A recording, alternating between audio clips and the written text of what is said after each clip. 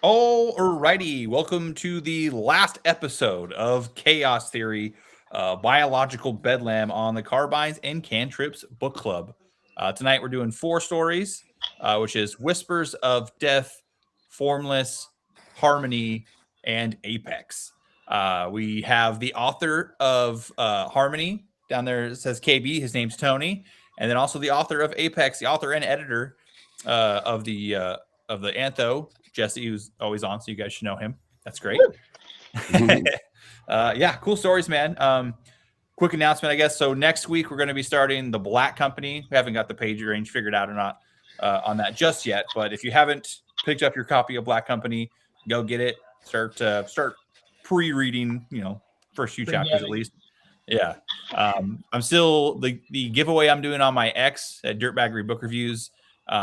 For the ebook ends on the 30th. So go enter in your follow the instructions in the post and get into the giveaway. So get your free e-copy. I want to specify I'm not sending nobody paperbacks of the Black Company.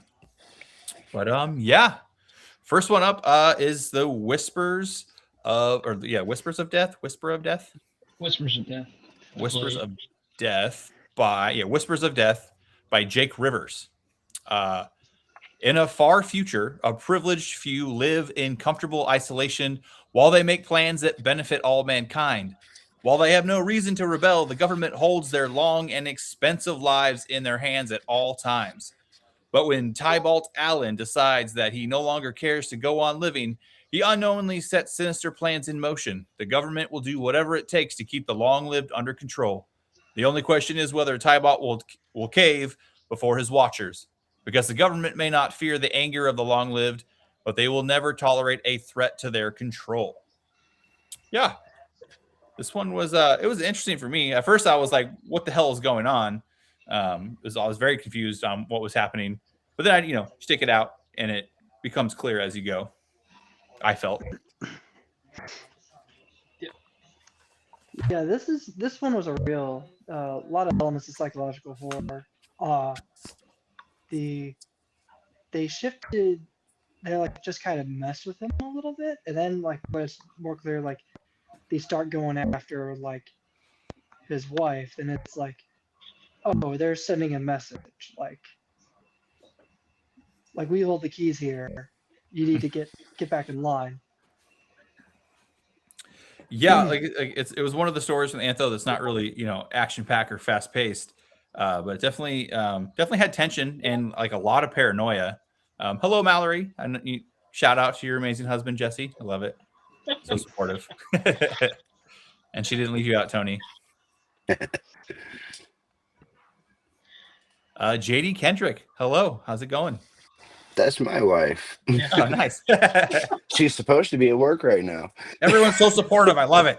Yeah. My wife is watching the kids, so she's not, she's not going to. That's the best kind of support, though. That's true. That's true. She's fighting for her life in there. My wife is in the recliner on the other side of the living room watching Suddenly Amish. Yeah. Son of the Amish? Suddenly Amish. Oh. Just like he tripped over the fence and now is that reality TV? What is that? It's trash TLC TV. Ooh, TLC. Like, how dare you say the TLC programming is trash? I was like, did they just step in a bear trap and like, oh no, I'm wearing a straw hat. Guess this is my life now. Just stop churning butter. To be fair, they did pick like the 6 easiest people to make fun of.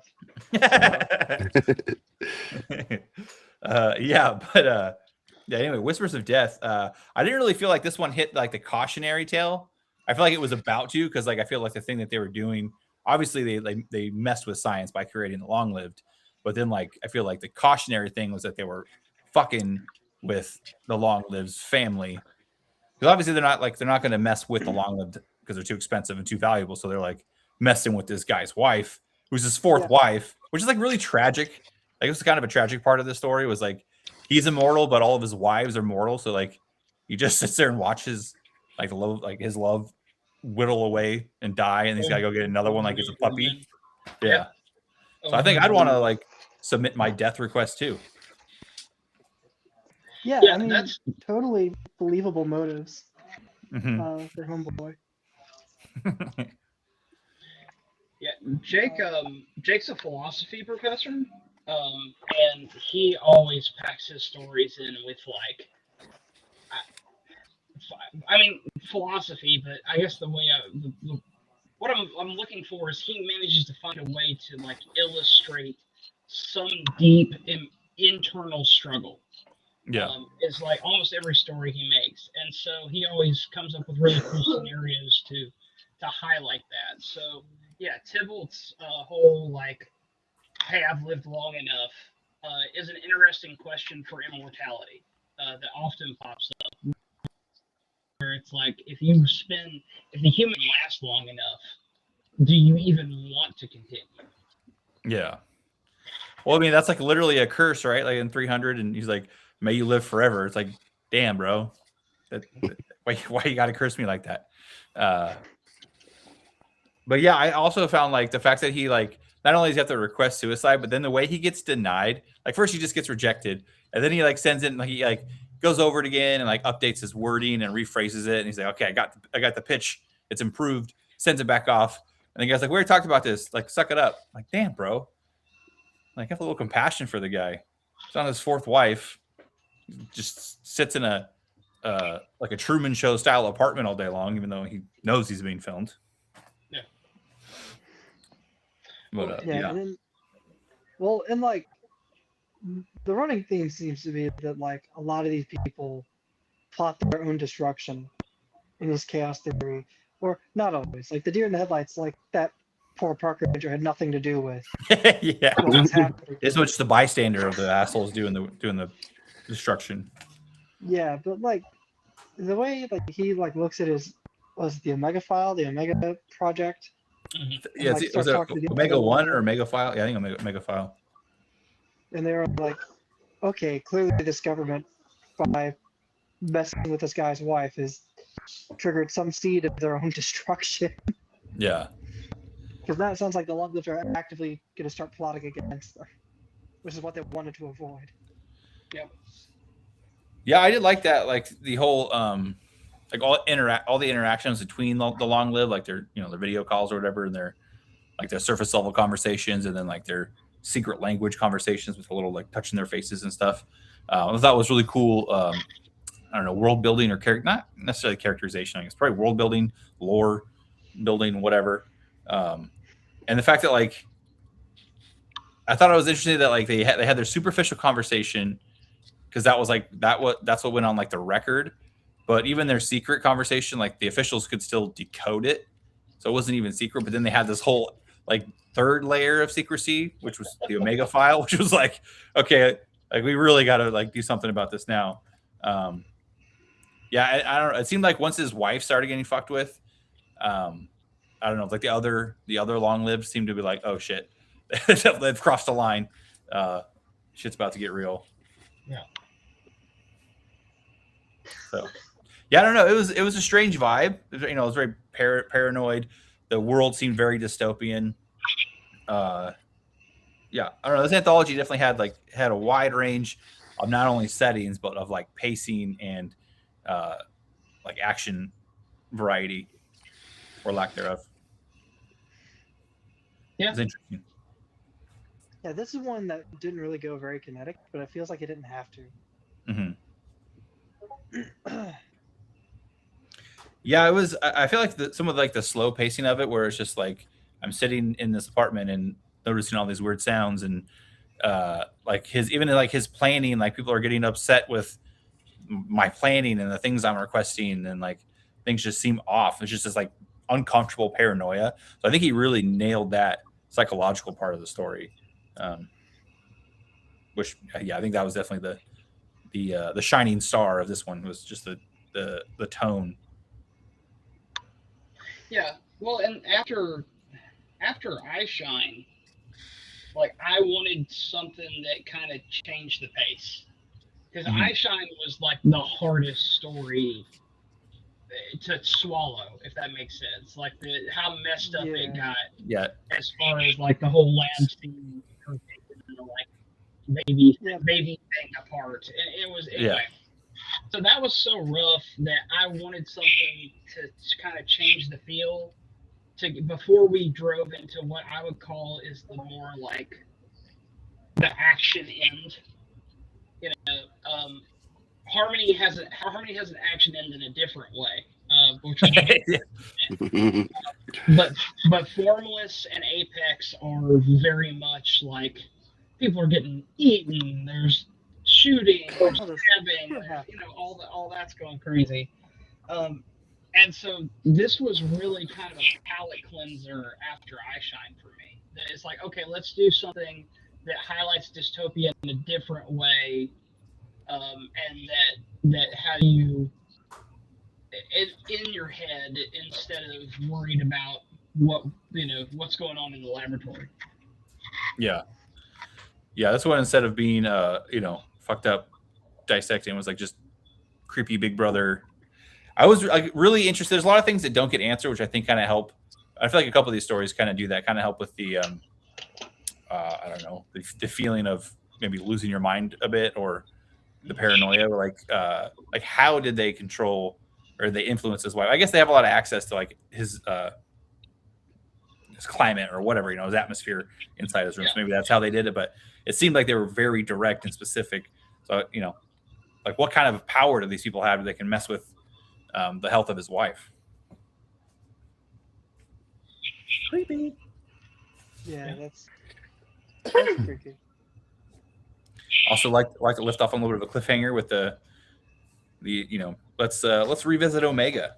Let's go check that out. Yeah. Very ominous. Yeah, I think if somebody pays him or the right call pops up, Jake will probably do another one. Yeah. You think he'll make like a little series out of this, or serialize it? Yeah. I don't know. We haven't talked about it, but I also haven't planned Biological Bedlam 2 Electric Boogaloo yet, so we'll see how that goes. Nice. Just you next time guys do get. an open. Go ahead. Next time you do an open call, you want the Task Force Mulder boys to show back up. Hey, we'll talk about that, Tyler. We'll get that figured out, because that's fun enough. I'll make something up. Nice. Did you guys got anything else for Whispers of Death? Oh, I'm not gonna lie. I've only read Deer in the Headlights because that was sent to me before it was submitted, and I've written like 8 short stories since the end of July and half of a novel, so I haven't had time to read anything. That's fair.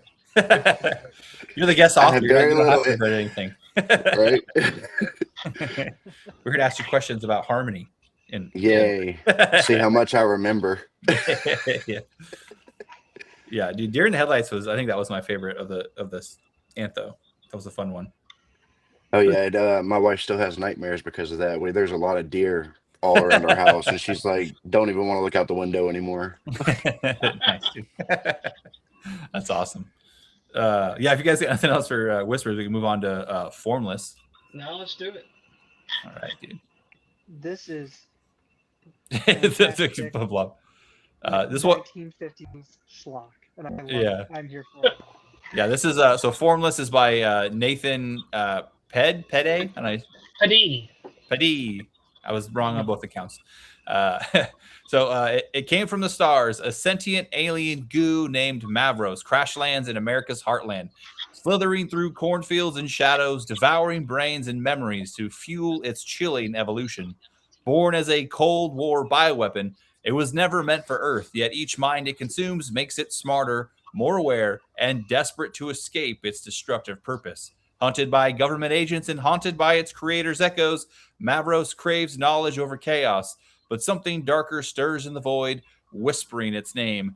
A pulpy sci-fi horror that blends visceral terror with existential dread. I like this one. This one was fun, dude. This one. I have a story. A story about this one. So Nathan is a fantastic author. I've been in multiple anthos with him, and he's like a Bayonet staple. I think he might have been in every Bayonet Books antho. So, and there's like 17 of them now. So he's done a ton of stories in these anthologies.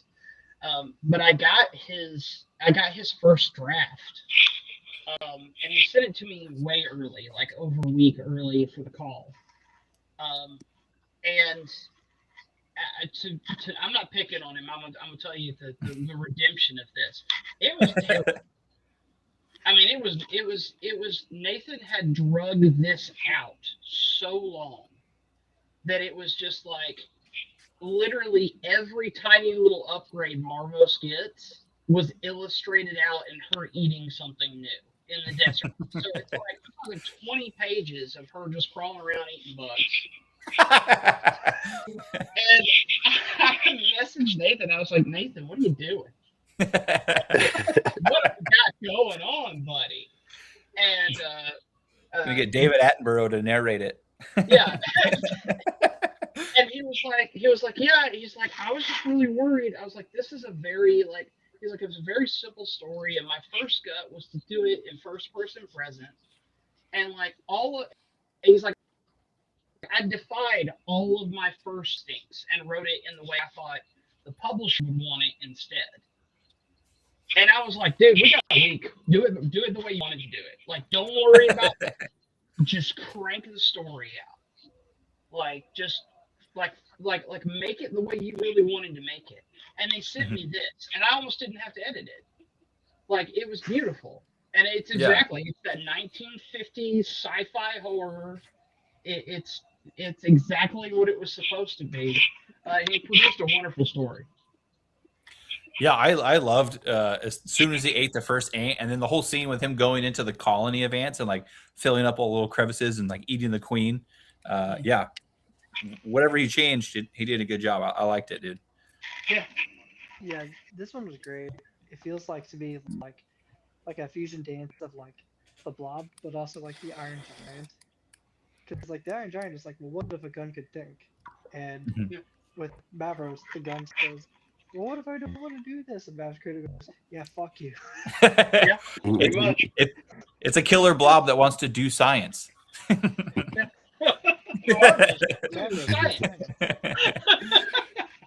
Mavros and Darwin are gonna be hanging out later. Darwin is best, kitty. Science angel. Yeah. They're both eating mice in the same warehouse. Yeah, I liked that. I think it was a good mechanism to have like every time. Like obviously, there's like it eats and it gets bigger. Okay, that makes sense. But like the intelligence aspect, whereas like I need to eat smarter creatures to get smarter. I like that. That was a cool mechanic to put in the story. Yeah, he's like, I keep eating a bunch of dumb drunks and hillbillies. I need to go find a scientist or something to fucking eat.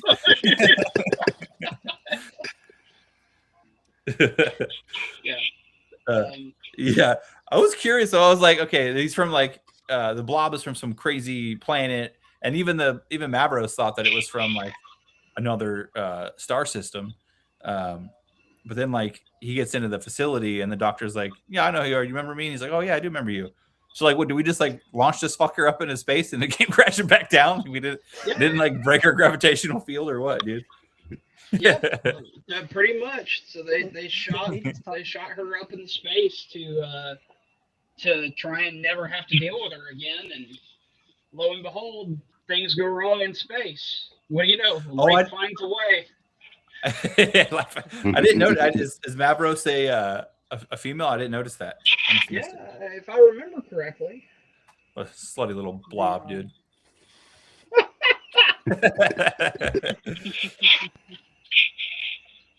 There's a whole Kendrick Lane in this. Yeah, so we got another Kendrick in the chat. That's my sister. All right, forgive us for our poor language, but I just can't. No, she's also like my first round editor, so you know, she has to read everything that I write, and I feel sorry for her sometimes because some of it is just not good. It feels like, from Mavro's perspective, it doesn't feel like that much time has passed. It feels like she gets shot up in space, comes back down, and immediately starts eating people. But the other time, it's like, oh, we thought this was done in the 60s, and it's like the 2000s. But the scientists that made her still hanging around the lab with a flamethrower. he Does he just live there now? knows a thing or two because he's seen a thing or two. He's like, I know exactly what's going on here.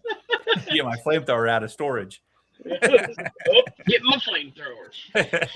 Just an old Vietnam flamethrower off. There's a bit of a comedy to it. Like they not only did they launch it off into space, it was gone for who knows how long. To Mavros apparently it seemed like a long time because it seemed to like degrade. Well, I don't know how fast it degrades, so maybe it seems like maybe it could have been a long time because she even mentions like in the story, it's like it could have been millennia or moments. Like she has no idea like how long it's been gone. Sorry, I feel weird referring to the blob as a he or she. I just want to call it it. Yeah, go ahead. I don't think the blob. I don't want to offend the blob though, dude. I'm getting canceled over misgendering a blob. not the misgendered blob. I mean, I went to Portland State. I've gotten in trouble for that before, dude. Yeah. So it's funny. Like it goes up into space, and it doesn't like crash land like in Asia or some like in the middle of the ocean. It's like pretty damn close to like where it launched off at. Yeah. It's like immediately right back down. Yeah, this government agency is not employing their best. It's like so when they added the ball throw to the PT test, and I took like they took the ball throw back out because it was bullshit, and it's like you had to throw 10-pound medicine ball behind you. First time I did it, not a record, just like we're testing out different aspects of this new PT test. It was at NCO school, and there were like these big stadium lights. I threw that medicine ball, and it cleared the stadium light and landed a foot behind me. The goal is to get horizontal distance. And that is exactly what Mavros' tuna can or whatever she was in did. Yeah, exactly. But yeah, her grind was a fun read, dude. Like going from the ants to the mice to like taking down deer. I think it was funny. Like it didn't seem to. I don't know. It like didn't know what like a human was, or didn't have words for like road. But then it was like oh that thing, that female of that species has its hair tied back in a ponytail. I'm like, how the fuck do you know what a ponytail is? But I mean, I get it. You got to write it so that like we know. It's just easier to say ponytail rather than the fur was pulled back and restrained in a elongated fashion. Just to say ponytail. But it was just funny. Well, like the animal perspective, like I was like a little confused by some description in Apex, but we'll get to that when we get that. Yeah, well, that's Nathan has a similar struggle to what I had with Apex, which is how do I explain something to a human from an alien standpoint, from a different viewpoint, and that's what makes writing stories like these really difficult. That's what made Apex so difficult. Yeah, I think, and this may be because I got to read both drafts. But I think that the implication is that they took her up with the moon landing. That she was launched somewhere around that time. And then the scientists mentioned SpaceX. Yeah. So I would believe that she's been up there for probably about 50 years, if I had to spitball it. Yeah. Yeah, she clearly lost her mind because she thought she was from another star system. Yeah. Honestly, like, yeah, it was kind of funny, dude. Like, I know it's like morbid, but like her entry, she's like hanging around inside the capsule and stuff, and like it's like burns her eyeball out and shit. Yeah. Good stuff. No, there's a morbid humor to a lot of these. Yeah. Yeah, the scientist at the end kind of like threw me off because like it sets it on fire. One, it's like the blob is just like, or Mavros is like, I just want to learn science. I want to, I want to learn the secrets of the universe. I don't want to be a weapon. And then the scientist is like, fuck you, too bad. Lights it on fire. And but then at the end, like the scientist is crying. So I'm like, is the scientist supposed to be a good guy here? I don't know, dude. I didn't really know what to make of that tear. Maybe I just missed a detail, or if I read over something too quickly.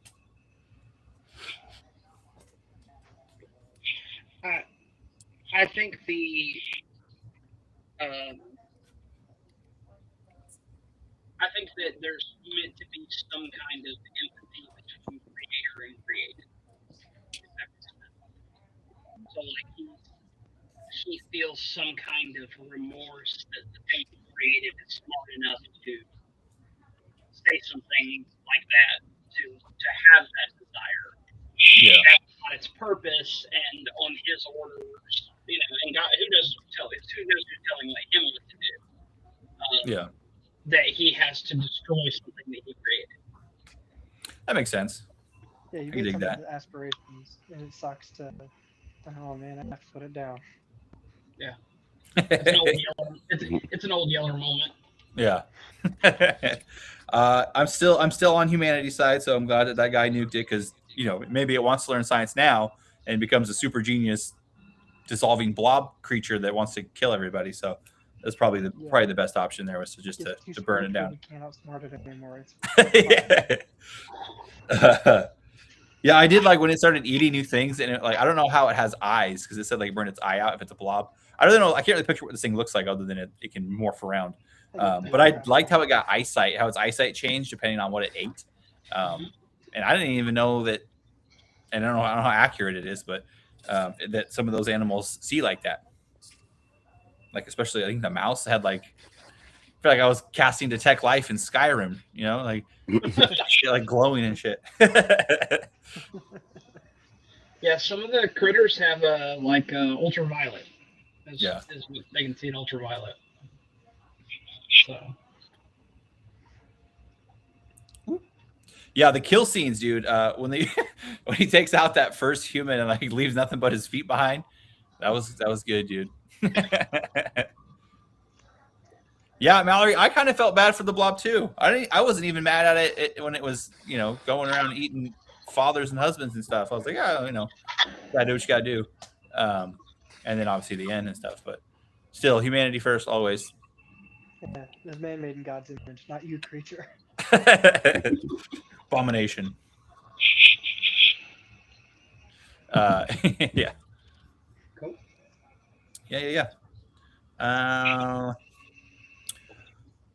You guys got anything else for this one? No, let's let Tony talk. No, excellent story. Yeah. Love Formless. Mm-hmm. Yeah, good stuff, dude. I honestly think that might be the first blob story I've ever read. I don't do, other than playing D&D, I don't really mess with blobs a lot. Not that I'm averse to them or anything. I just haven't come across I think I'm gonna read this blob story. Yeah. Next chaos theory is all gelatinous ooze. Honestly, that might be kind of cool, man. See what kind of variety you can get out of that. Yeah. All right, so next up is Tony's story, Harmony, by his pen name is KB Carlisle. In a world riddled with pain and suffering, one man dedicated his life to finding a way to change things. That man was Dr. Renato. I hope I said that name right. He developed a way to rewrite a person's genetic code and transform them into their perfect selves. He called it the cure for everything. Tom, a man with a rare genetic disease that made walking almost impossible for him because of the sheer amount of pain that it caused him, was invited to become Dr. Renato's next success story. He was told about the procedure's 100% success rate that required no surgery, medication, or even payment, and he 100% didn't believe a single word of it. He had nothing to lose by trying, though, so he agreed to the procedure. Sure enough, it worked. Tom was able to walk with no pain and became known as Success Story 565. Yeah, this was a kind of a trippy one, my man. I was like, the number thing at first I got creepy, and then I was like, oh, okay, well maybe it's not creepy. It makes sense. Easier to catalog. People, when you got that many success stories, people probably have the same name, so I get it. Nothing. It's harmless, or so it seemed. Yeah, it seems harmless. Yeah. It seems. And then because my daughter won't ever stop saying it, even though the numbers weren't in there, I kept saying 6-7 in my head, which I hated. I should have put 6-7 in there just to piss people off. We were at a Christmas the Christmas tree lighting at my daughter's school, and they do a raffle, and the principal was reading off the number, and the last two numbers of the ticket were 6-7, and like literally everyone started laughing. I was like, oh my god, dude, it's a freaking epidemic. But anyway, yeah, dude. Interesting. I got to say I feel like there's a lot of again, this one kind of has questions that you leave unanswered on purpose. I'm assuming because it kind of it meshes with that like losing your mind and you don't like can't quite get a grasp on reality and what the hell's going on. So it makes sense that there'd be some things that just kind of come out of left field. Like, how the hell did the guy at the restaurant know that he liked orange soda pop and chicken wings? Well, it kind of goes into that at the end. Like, they start, sharing memories and experiences on accident because they're all becoming like this singularity with Dr. Renato. And this was my first venture outside of young adult. So I really wanted to do something different. And I was like, everybody's going to be doing creatures and blood and gore. I was like, I want to see if I can keep people on the edge of their seat through an entire story and still make it fun. You know what I mean? Yeah, there's like this like constant like feeling of dread, like something terrible is like going to happen. And like, especially when they started calling each other, like the shift is when you like they start calling each other by their numbers. Like numbers. Is it Millie?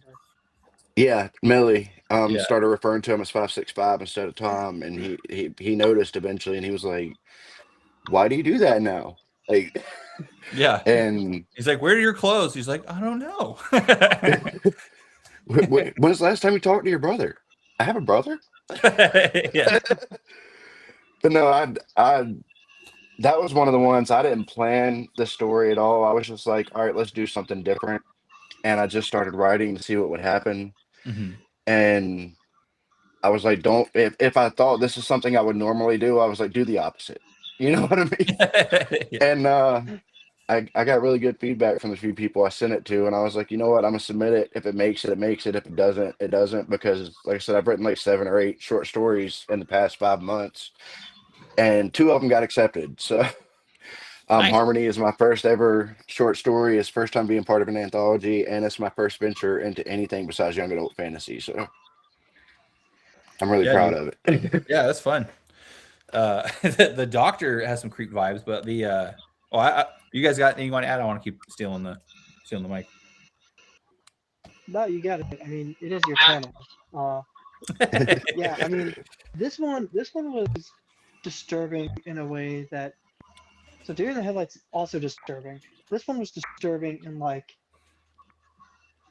it is something. It's not something stalking you. It's something being done to you, and you don't even realize that it's happening. Yeah. Well, I think the title kind of play like harmony. Like it seems like it should be a good thing, but it's also creepy as hell. And there's like this lack of consent, even though you did consent to the procedure, like you didn't really consent to the rest of it, you know. And that's the thing is it's the deal with the devil. So you got money and you got your body back, which I don't know if any of you guys ever like suffered a debilitating injury, or been in a position where your body betrays you like that. But it's a whole new level of misery. I blew my knee out when I was 18. Football, like senior year, just totally destroyed it. And by the time I'd been through everything in the hospital and they took me out of the brace to do x-rays and everything like that, my quad started seizing. And that was the most traumatic part of all of that process. Blowing a leg out, my legs flopping around, like that whole process. Having my body betray me in a way that I could not control was going to hurt me was a nightmare. And so people that are in that position, not all of them, but many of them can have this feeling of like, man, I'd give anything, do anything to like not have to deal with this anymore, to be healthy again, to be whole again. And then you turn around and like all of a sudden was the price I paid worse than what I thought could get any worse. That's when it hits hard. And the ending, man, the ending hits so hard. I almost put this as the last story. Oh, damn. I struggled with where to put it. Yeah. I struggled with where to put it in the antho because it starts off kind of weird and kind of creepy, and then it's almost slice of life, and you're just waiting, and then there's the big reveal at the end, and I was like, man, like this is almost where the antho needs to end. Like that needs to be like it needs to leave like that disturbance is a capstone for where I want people's heads at when they're done reading this book. Yeah. And the only reason I made the change that I made and swapped Apex to the end is because of the like violence and excitement pacing. Mm-hmm. And I really was focusing on that when I was structuring the antho. And so that was the only thing that topped it out in the end was like, I was like, nah, I'm going to end it with gunfights. Like, Yeah. Let's hit him with some carnage. Gunfights and dino fights, dude. Yeah. Yeah. So, but this story was killer, man. I love this story. Yeah, I think the price like that's paid is kind of like, I don't know, ambiguous. Because like there's obviously the clear price, right? Everyone on Earth that's not in harmony dies from the vision bomb. I guess the best way I can describe it. I think I might have the biggest body count in the antho, right? Yeah, all of humanity minus 1,000. Yeah. But then like there's that price, which is clear. But then like the price of the people in harmony, like are they happy? Is it like are they blissful because they're just like drugged out and intoxicated and unaware, but really like wired to be that way? Yeah,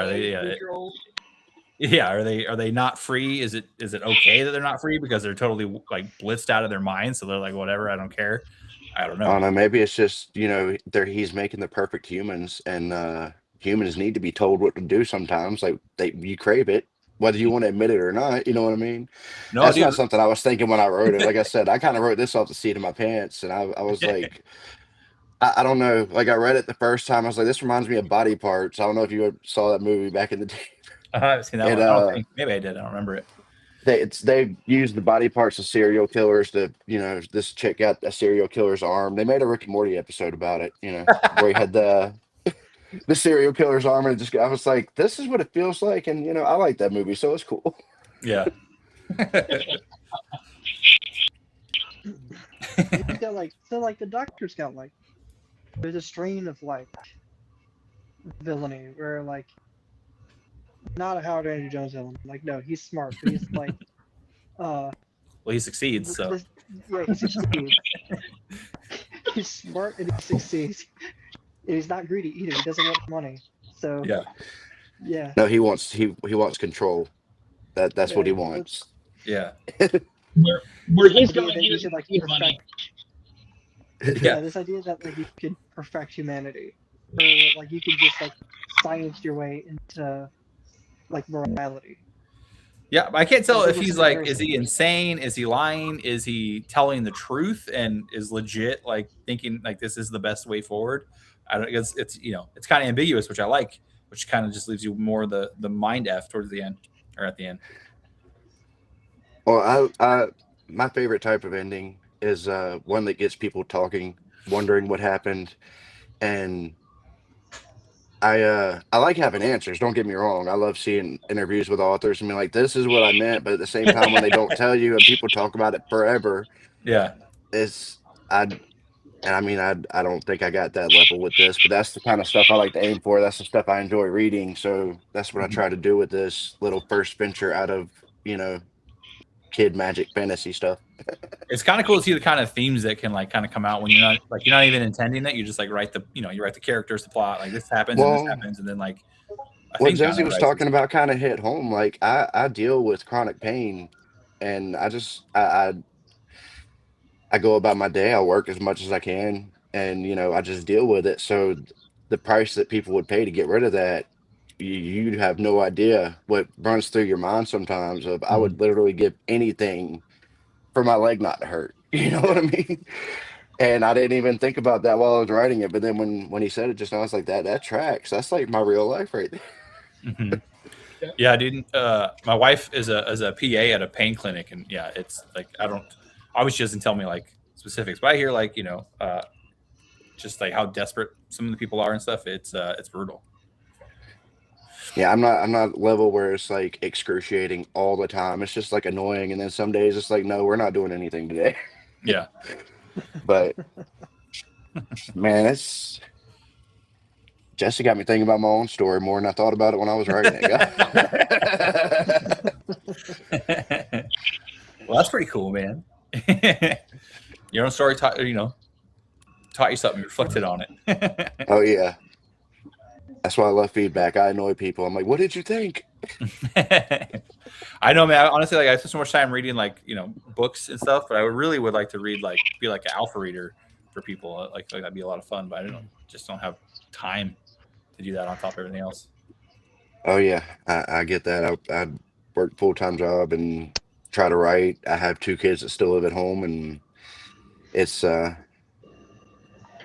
that's why I say I struggle just to get enough time to write, much less read anything. So, Yeah. Logan will shoot me some stuff occasionally, and I got a couple other people that shoot me some short stories or ideas that I'm trying to help work with, get their ideas down on paper. And apart from that, it's just if I don't get And, like, distracted by Zelda, all I do is work and write. So Yeah. Yeah, it's a juggling act, dude. You got to pick what you want to do. What? On some Sorry. level, you always have to, when you're a writer, you almost have to like carve out time to either read or like listen to an audiobook or something. Otherwise, it's like otherwise like your writing will start to like not like if you go just write for like a long time, like don't read like anything, then like your writing will start to like feel like not natural to you. You're like, whoa, like is this even good? And then like you go read something, and you're like, oh no, I'm fine, I'm on track. Yeah. This sucks way worse than my stuff. Well, you get the best example I can give is like I have a pen name that does men's adventure and like men's romance and harem and stuff like that, right? And so I literally was working on an idea that was basically like the Doomslayer but a harem story. And I was like, this is just pure power fantasy. Like, this is the perfect setup. Like, I'm gonna pin this out. I'm gonna write this happen. Like, file the serial numbers off, make it happen. And I'm literally sitting talking to JR, who's in this series. That's kind of his show with his family. And all of a sudden, I look down, and one of the authors that I like to read has a new book out, and it is literally exactly that. And I was like, oh! Flip the table. Like, I was going to write that one. Man, come on. So, like, if you don't pay attention to the market, or you take too long, or whatever, you're going to get left behind. Like, the trend change, but or you're going to write something and realize, like, somebody published something Tuesday that looks exactly like the thing I've been working on for 6 months. Just.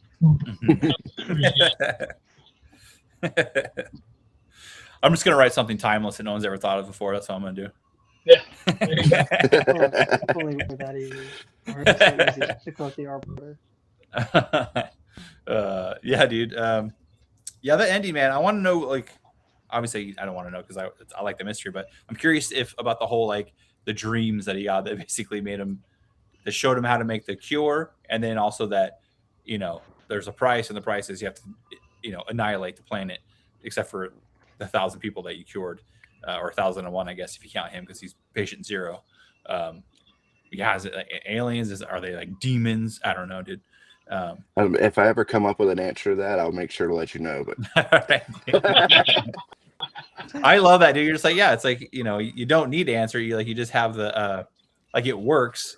And if you need to address it at some point, like if you make another story or if it goes on, whatever, you can figure it out then. But like for the purposes of your story, what you got figured out works. You don't have to like map everything out and have a whole like lore Bible, Oh no, I don't do good with those. I like to leave people thinking, and honestly, sometimes I just don't like putting the work into figuring out this corner of the world that I'm gonna talk about for a paragraph. So I just let people wonder what it is. It's like in my emergent series, for example, I talk about an incident in Niagara Falls in every single book, and I never tell anybody what happened. I actually do know what happened in Niagara Falls, but I never tell anybody what happened in Niagara Falls. And I've had a couple people come back like, well, are you going to write this book? Like, no, it's already happened. It's part of this whole trilogy. The trilogy's done. Like, don't worry about it. I need to know. I was like, We're well, not then doing figure it out. prequels. It'd be even funnier if like every implication about it implied something radically different. Yeah. Depending on what POV. Yeah, what actually happened? Huh? Fuck if I know. It's like a hotly contested thing, like 9/11 or something. Like, who really did 9/11? What really just happened was actually pretty boring. So I did, like I said, I didn't feel like dedicating time to it. So I left it as a mystery. Well, and But you have to have I love doing every stuff like that. person- You have to have every person that was actually there tell the story totally different. There were 500 of them. There's like 50s, dude. I might do like a little short story collection and do that, like from every different person's point of view, and just call it the Niagara Falls incident. That'd be awesome, dude. That's That'd be good a fun idea. little side project to do. The episode of King of the Hill where it's like what happened at the fire station. Where, like, the one with Oh, Boomhauer, yeah. it's like Boomhauer talks normal and the rest of them talk like Boomhauer. Good stuff, dude. Oh yeah, dude. I just started watching, completely unrelated, but I just started watching Space King. I think I watched the first 4 episodes. Hilarious. So good, dude. Oh my god. When that alien came out with the big old boobies, dude, they're like, Hate Monger doesn't like her boobs, he must be gay. Oh god, Hate Monger's the best. He's my favorite. Anyway, anyone, you guys got anything else for Harmony? No, I think No. I've said all I have. Great All right, man. story. Glad you guys enjoyed it. Yeah, good job, Tony. Pantsing your story. That was good. That's good stuff. Do you usually pants, or are you an outliner usually? I have never done an outline for anything except for the novel I'm currently working on, and that's why it's going so painstakingly slow for me. Like, I feel like I should be done with this novel, but I did an entire detailed outline first. Now I'm just sitting here like, okay, let me write to the next scene. Let me write to the next scene. All right. But No, I've Sure. sent the first few chapters of that one out to people, and they're really enjoying it. So the process is working, whether I outline or not, I guess. the worst is randomly when you get to a scene and you're like, oh, that with everything that's already happened, this I can change this scene works so much better. And then you like look back and you're like, well, fuck. Now I gotta go adjust the entire back half of this book. That I had to do happens that so more than many once. times. That even happened with this current book that had an outline. I halfway through one of the scenes, I was like, this is really cool, but I have to go back and change this if I'm going to do this, because that doesn't make any sense. So I had to go back and rewrite an entire section of the first chapter. It's like, no, we just got to change that word to this. We're good now. That's what writers get paid for, man, is making it look like I knew what I was doing the whole time. Yeah, I totally knew what I was doing the entire time. No one was any the wiser. There are some characters that are now integral parts of American Saucer that were totally written as just like throwaway POV characters. But they were so cool in the limited scenes that they had that I had to work them back into the narrative.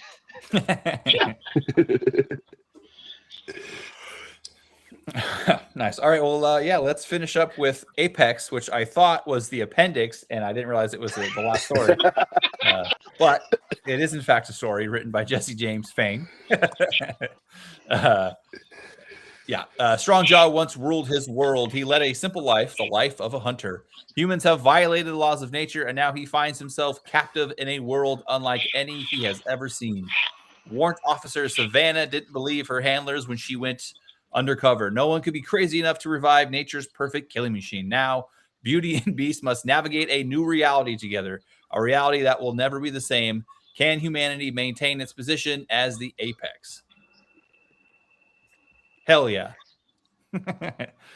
So I like how intelligent you made them. The thing about dinosaur intelligence that I feel like a lot of people miss is that people are like, oh, big dumb lizard. Well, their brain density is more like birds, who have like twice the neuronal space and like the equivalent volume of like a mammalian brain. So they'd be twice as intelligent, twice as capable.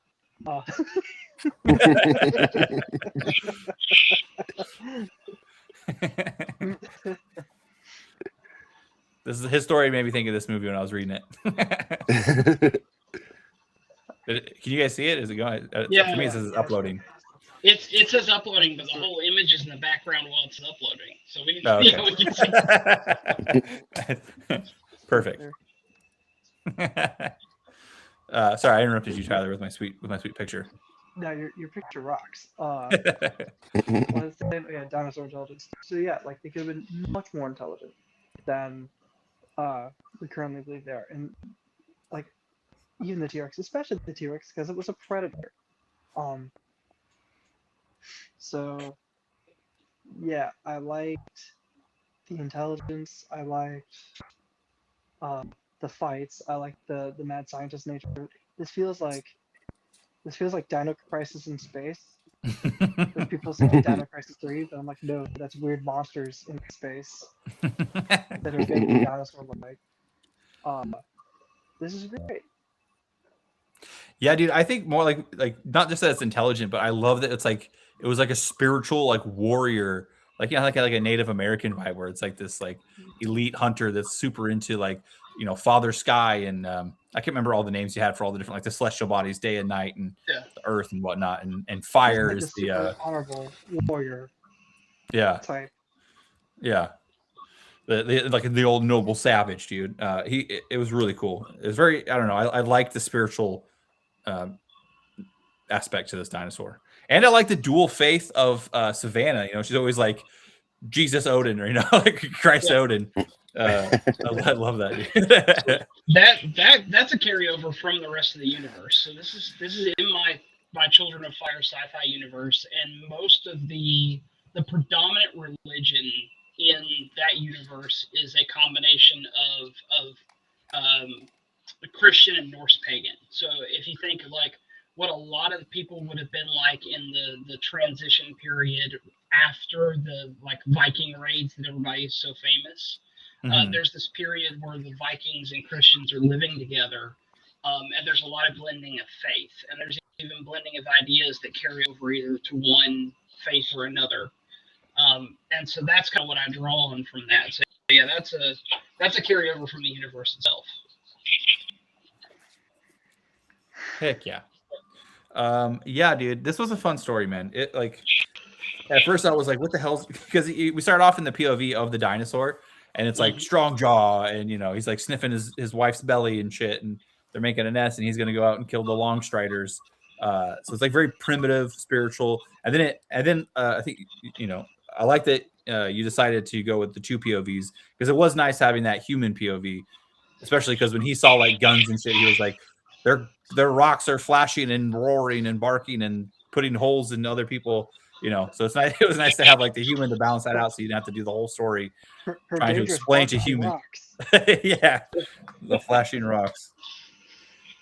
Yeah, it got really difficult. There's a draft of this story that there is no dialogue except between Strongjaw and Darkcrest. That's the only talking in the entire story. And there's a draft that doesn't have Redmane's point of view at all. But I didn't think that people would be able to, no matter how hard I tried, people would be able to understand. And so then I was like, you know what? I write with sarcasm, and there's no sarcasm in this story. So let's get a sarcastic spy of a warrant officer in here. Put a sassy redhead in here. Yeah. That's what this needs. Well, I think it did a good job of like kind of opening up, or like letting us see from this one story a little bit more of the lore of your world, like the fact that she went under to get surgery and basically changed her appearance, and she's got like AI built into her head. Ajax, he's super cool. He's able to hack into computers and shit, which is really handy.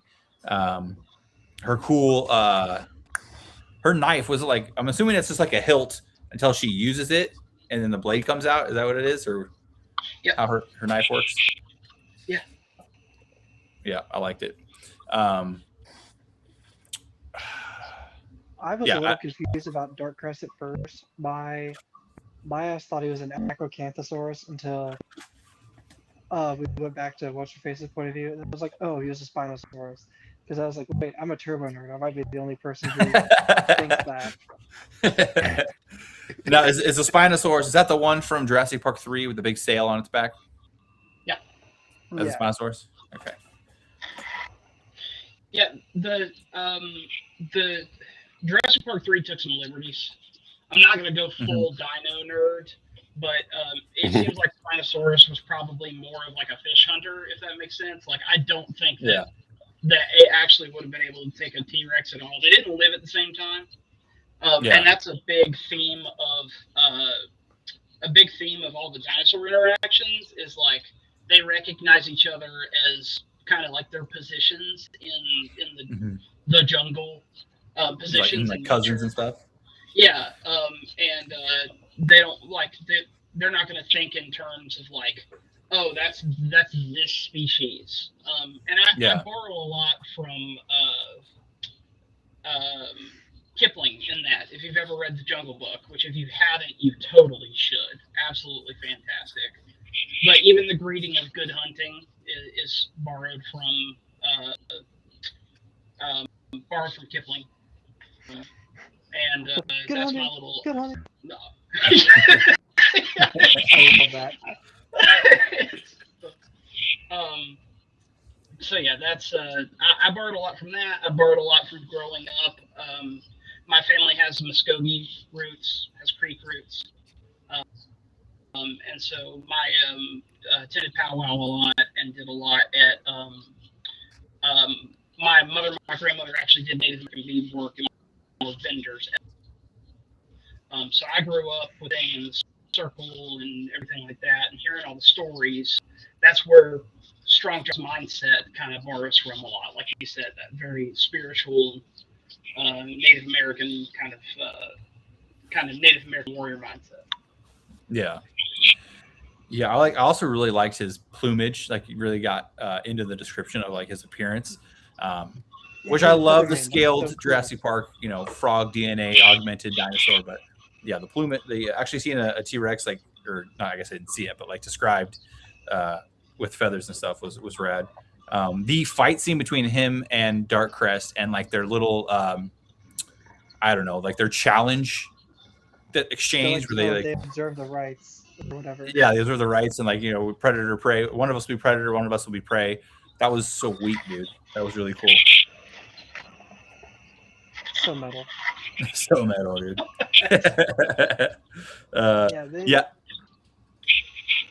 The Spinosaurus fight, like you said, Jurassic Park 3 took a lot of liberties. Some of it. So for like context, like Spinosaurus it's an old species that had like new remains found around the time that movie came out. It's like the original. I am gonna go full dino nerd here. The original specimen was found by this German archaeologist in North Africa, but then it was blown up in World War II because the museum was in Munich, and we leveled Munich to the ground from the air because we're American. We can do that. So we're like, well, like we have this 1920s depiction of it, which by the 80s we're like, yeah, that probably isn't right. Which ironically, the 20s depiction had it on 4 legs, which we've gone back to it probably walked around on all 4s. Yeah. Like, we've come full circle. I feel like this was Jesse, was just like you giving the T-Rex like a redemption story by beating the Spinosaurus thing. Yeah, a little bit. I needed something that looked different. Because like if I pulled Giganotosaurus or Acrocanthosaurus. Yeah. If I pulled another sauropod, then it's just gonna like be a slightly different T-Rex. As far as we can tell, they don't really look any different. They just come from a different part of the world. They're slightly different species or whatever. So I needed something that was visibly distinct in feature, that when you were looking through Darkcrest's eye and see another T-Rex, you saw some, and that's what kind of made me make that choice.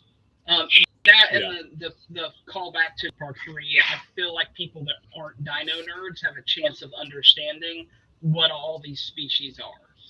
Like they may not understand Utah raptor specifically, but there's some kind of velociraptor. They're going to understand one's a T-Rex. They're going to understand, the club tails and an ankylosaur. The the bighorns are triceratops. Like it's Mhm. species most people know. Yeah. So I just tried to stick with that. Yeah, lots of scenes that I really like. One, I liked it when he woke up in the tank. Like just the description, the whole scene was great with the reeds going in his nostrils and how he kind of observed the humans. What does he say? Like they're like, I think they're cooing or squawking at it. I think she coos at him, and then he says like between them they're like squawking at each other. And then obviously she kind of manipulates, like she puts like pheromones in his tank or whatever instead of the programming they were going to do. So they put they successfully put the programming in Darkcrest. That's why Darkcrest was trying to kill Savannah, or Redmayne, as Strongjaw calls her. So she like saved him, but also in the act of saving him, got herself a sweet ass guard dinosaur. Yeah, she's a 8-ton attack dog. Yeah, dude. She's like, I think this guy could take out tanks, man. Yeah. Well, He's gonna show up in his universe with like a cool ass like laser gun or something. yeah, and that's the next step. Is this is, like I said, part of Children of Fire. And the other Children of Fire story, Winterborn, is about some other of the uses of that program. So they've been genetically modifying people for years, but they don't mess with animals unless they have a really good use case. So in Winterborn, it's giant hamsters because they're on this big frozen planet, and they need something that they can ride because the ground's too hard to dig tunnels everywhere. So they have like giant hamsters, but the hamsters have armor and shielding, like energy shields. So once we get Strongjaw loaded up, that's where this is all going. The dinosaurs are about to get involved in the war.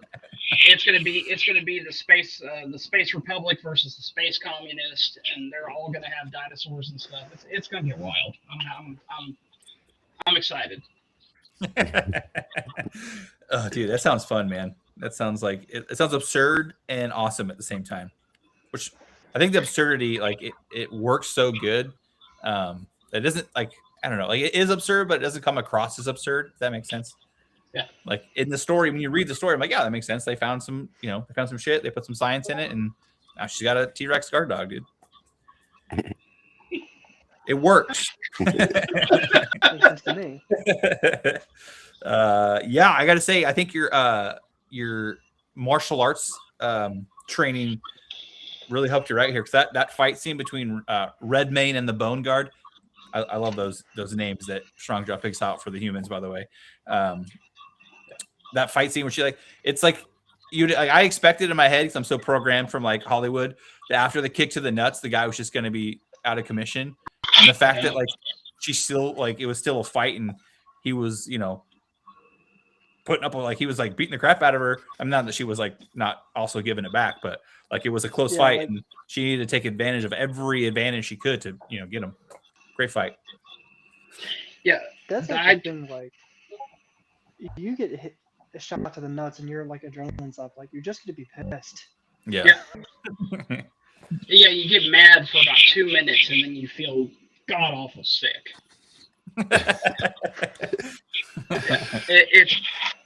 That's all drawn from what I would teach my female students and what I experienced fighting.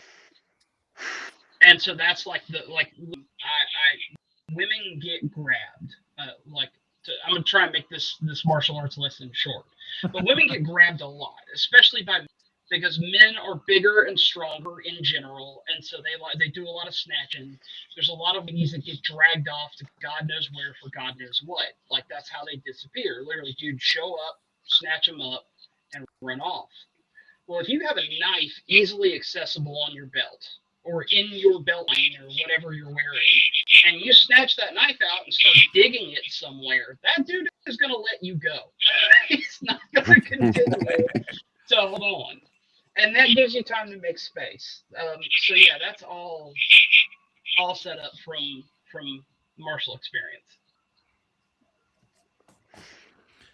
Nice, dude. Yeah. I love that fight. And I especially liked, you're really big now. I don't know how to make us all equal sized. Here we go. There we go. Oh, hey, we could have done this the whole time. Yeah. yeah. So when they finally get out and like she sees the dinosaur kind of sniffing around, like he's like, oh shit, I smell some I smell a scent. I sense a presence I've not sensed in, a long time. And then yeah, and then like the fight ends, and like during the fight they hit the control panel, and then like all the cage doors open up, and just the pandemonium of all the dinosaurs running out. There's like herbivores getting chased, but they're also putting up a fight and smashing their fucking club tails into predators. Was awesome. But the interaction between Strongjaw and like the pack of raptors, and the little fucking like ADHD raptor that kept like running in circles, like, happy hunting. Loose feather, yeah. I feel like the story needed humor, and so I wanted to add. Yeah, loose feather had been pent up in the cage too long, and it's like that dog that's been in the kennel too long, and you let them out, and they instantly have the zoomies. And loose feather had the worst case of the zoomies, and just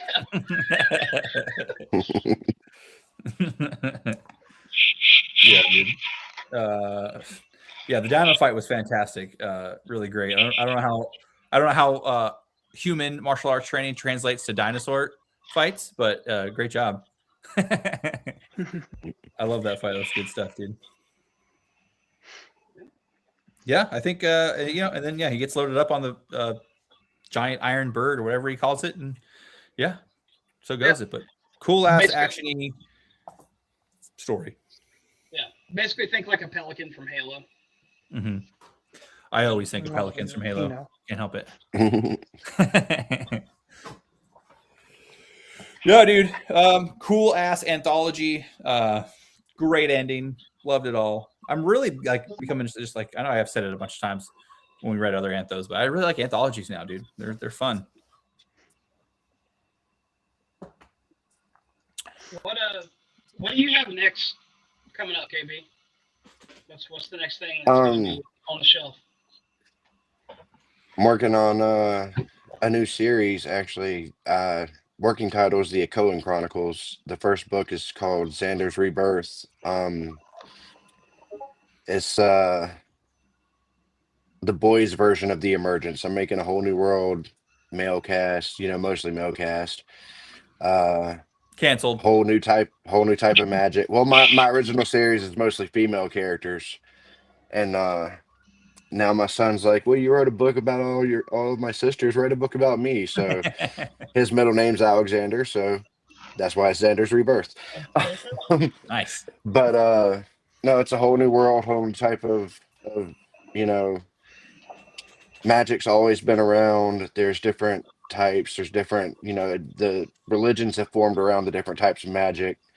There's tension in the world, and this kid is being thrown in a loop because you have to have access to magic. You have to be blessed by one of the 7 goddesses, and there's an 8th goddess that they don't mention her name because they're terrified of her, and the boy gets blessed by the 8th goddess and basically shunned from his society, shunned from his family. He accidentally lets evil back out into the world, and he's trying to fix it because he doesn't want to be the bad guy. He just can't help, which goddess decided to bless him. So, I mean, it's been really fun to write. That's the one that I have done the entire outline for. And, that's just a synopsis of the first few chapters, but it's been really fun to write. And I'm looking to make a whole series out of it. It seems like it has a lot of potential to go somewhere. So heck yeah. We'll see what happens, I guess. You find that you like I don't know, you like the vibe of YA, or you just like it just comes to you supernatural to write That's in that just genre? I mean, I think that's because that's mostly what I've read in my life is YA. Just it comes out naturally. I do love writing horror. I've tried to write a few other things, and it's just almost every rejection I've gotten in short stories is it's too YA, it's too YA, and I'm like, you know what? I'm a YA writer, so just write Lean into it. Nice. But I have that, and I also I'm working on a book about the evolving fables. Jesse knows a lot about the game side of that. I'm working on a novelization of that, and I have a couple ideas. I've written scenes with different characters to see kind of where I want to start. This, which character I want to go with, because it's based on a tabletop RPG game, Mhm. and so there's all kinds of different options for classes and races and characters and everything. But this one is in a world where like dinosaurs are the apex, like in history, like the world is built around the dinosaurs' territories and their migration patterns and their hunting areas, and it's been really fun to figure that whole world out. But they're still working on the game, so that's kind of like a back burner project. Like I go to it when I need to clear my head and Mhm. figure some stuff out. But it's coming down the pipeline too, and that one is definitely not going to be YA. No, Yeah, I was- I think like Redwall meets Dinotopia, but like full like John Wick rated R. Like, No, like, we're play testing the game right now, and That sounds we're having a blast with it. But it's going to be a really fun world to play in. It's just it's not my world. I'm gonna try to do it justice, but the guy that's making the game asked me to write a novel for it, so I'm gonna do my best with it. That's awesome. And There was this it's like I said, series years ago. The author died before he could finish it, which is unfortunate because it's such a cool premise, such a cool setup. It's called The Dinosaur Lords, and it's Great title.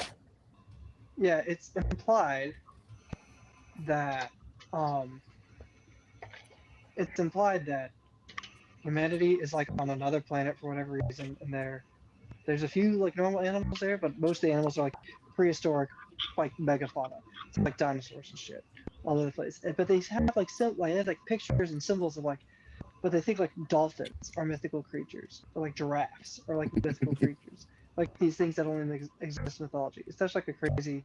They have the gray angels, which might be aliens. It might be something else. There's something weird. They kill one of them.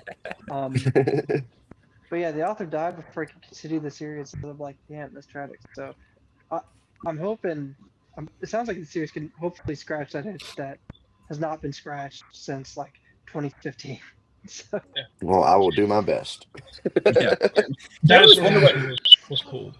I always wonder what humanity would look like if dinosaurs never went extinct. Like, would we way like further back because we struggled to survive and advance because we got to deal with giant lizard or bird creatures everywhere. I feel like we'd advance like harder because we'd have to like fight harder.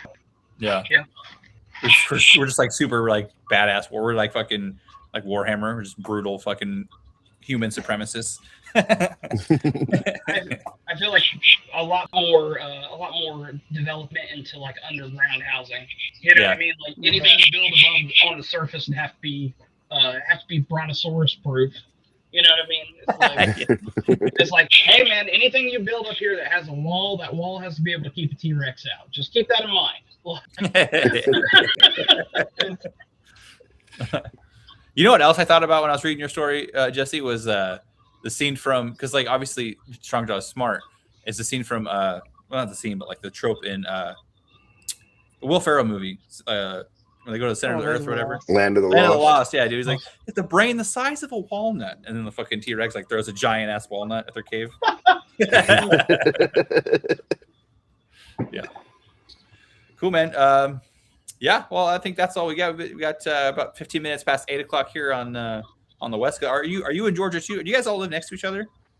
I'm in South Carolina. Oh, okay. I was about to say, Jesse actually lives in the apartment upstairs from me, so yeah, I can throw things at this. I throw things up to my office, and they like come through Jesse's floor, and he gets pissed. Do you guys do any hunting? Pencil... Georgia's good for whitetail, right? Yeah. You guys get like a buttload of tags each year, or a lot of them anyway. Right? Yeah, you get the last time I looked at it, you get like 6 doe tags and then like a buck or 2. The nice thing, honestly, where I live, I don't really have to go hunting. I just have to wait until about the right time of day and open up the bedroom window and so. That's what my brother-in-law, like my nephews do, because like they have a a good amount of land out in Newburgh, Oregon. They just like step on the back porch in their underwear and take out. We have blacktail here, like Columbia blacktail. We don't really have whitetail here. I mean, they say we do. Not quite what you would think like from like Georgia or like Michigan or anything like that, but we have a shitload of blacktail and elk. You guys have elk down there? No. No. One place. We have one place that has elk. So the elk got wiped out down here, but Cherokee, North Carolina, that area is actually started importing herds, but they're 100% protected. You can't hunt them. But if you drive past like the town of Cherokee, like past where the casino is and all that, like you're going up through the Cherokee reservation land and everything like that, there's a sign on the side of the road that's an elk crossing. And let me tell you how much that weirded me out. I was driving, my best friend's in the passenger seat, and we drove past that sign, and we were like, the hell is that? It's like, what the heck was on that sign? And then you get to this curve in the road, and the elk herd likes to hang out in the big open field right there by the road. And so, like, we like just pulled in and like took pictures of the elk. Like, first time I've ever seen an elk in real life. Yeah, they're huge, dude. I never made it out there, but yeah. So we have that one like research herd that's trying to bring them back, but as a regular animal, no. My sister-in-law worked for the DNR in Georgia for some years until she moved up to North Carolina with my brother when he got a job up there. But I used to give her a hard time because people would call all the time and say they saw a mountain lion. She'd be like, "There are no mountain lions in North Georgia. They don't exist here." And I'm like, "Oh no, there are. And I would just keep attacking. It's like, "Oh no, there are mountain lions in North Georgia." She's like, "Have you seen one?" I was like, "Oh yeah." I was like, "I selectively breed them and then release them in my backyard so that they go and just completely effing with her." Yeah, dude.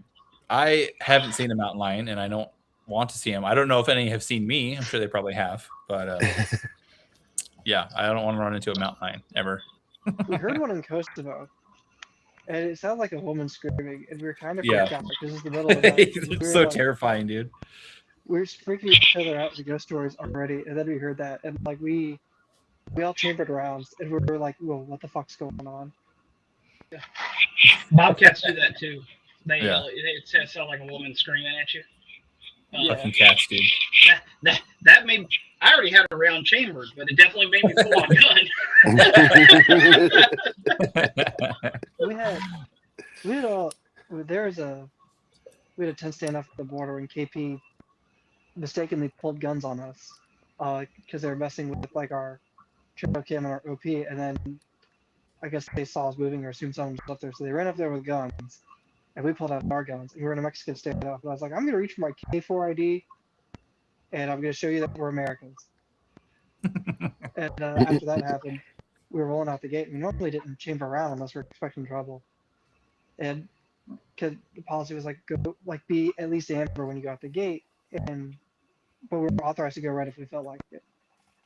And I was like, "Do we really feel like chambering around?" And one of my private in the back goes, "Oh, you don't know, KP could be out there." And we all laughed, and then you just heard the whole truck just click, click, click, click.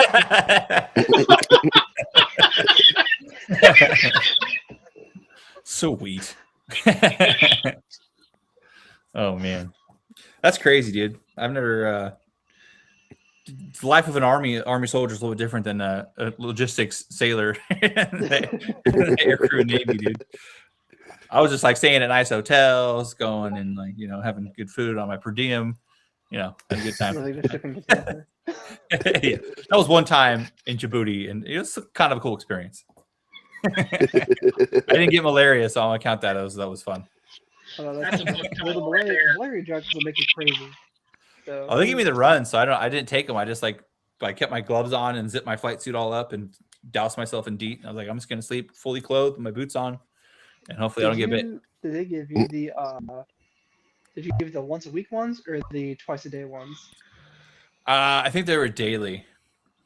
Yeah, so we had dailies, and we were told, well, these replaced the weekly ones because the weekly ones are giving people like psychotic breaks. But even with the the one-a-days. Or was it 2 days? I forget which. With the dailies, we still had like weird, bizarre, violent dreams. And we were like, oh, like no wonder, like what do these drugs do to us? It kills the malaria eggs. It just makes people fucking insane. I'd rather just have malaria, dude. No, probably not, but yeah. Yeah, well, guys, that's it for Chaos Theory, Biological Bedlam. Yeah. That was awesome. Next week, The Black Company. I've wanted to read this for a long time, so I'm excited to finally start the Black Company series, dude. This is gonna be great. I'm pretty sure it's. I don't know how many books they have. I think there's like over 10, maybe. There's a lot. I think. I would say it's like 9. Is it 9? Yeah, I could be lowballing that though. Well, let's see. In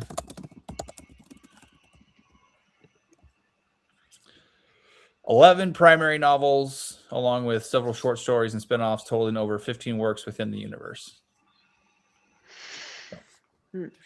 We're doing just book 1. I don't think it's a super long book. I think book 1's pretty, I don't know, maybe like Starship Trooper size book, maybe. I don't know. Not huge. Because I have like you do. I have the one that's the first 3. Mm-hmm. Company. I'm just gonna look and see how long the first book is. I don't know if it's the Black Company. What's the first book? There you go, dude.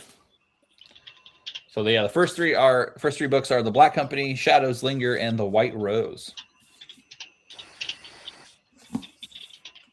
Well, the 3 together is 705. Yeah. I feel like I saw the first one there, and it was super not thick. Return of the Black Company. The Many Deaths of the Black Company. I'm just as far as like a name for like the mercenaries go, like the Black Company goes so hard. Yeah. Just tells you what they're about, like right up front. Oh, here it is. Black novel, first novel. And it is 283 pages. That's not crazy. That's not crazy. That's about an average book. Yeah. Yep. Alrighty, boys. Well, yeah, I'll see you next Monday. Tony, thank you for coming on. That was great.